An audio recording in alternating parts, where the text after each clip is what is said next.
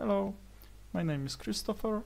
In this video I'd like to show you how to set up mindglow environment.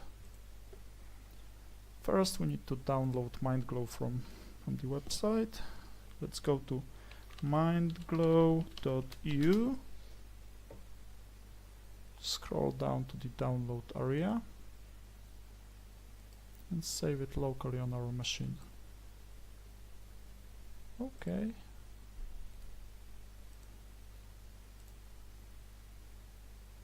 Perfect. Once mindglow is there, we can start Pinegrow editor. Start new page or project.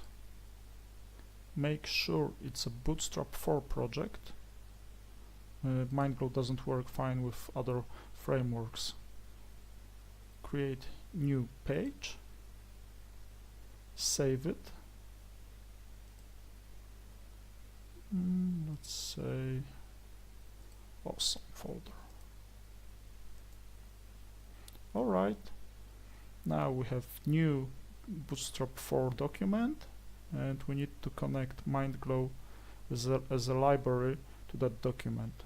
In order to do that, we go to File, Manage Libraries and Plugins, Load Component Library. We point to the mindglow library we've just downloaded. Okay, and this is the crucial point. Let's deactivate and activate mindglow beta again. Then we update index.html to bind all files and folders. Perfect. If everything was done correctly, we should see in our list mg components. Mg stands for mindglow, and background should turn into that nice picture. Well, that's it. Thank you for your attention and see you in the other video.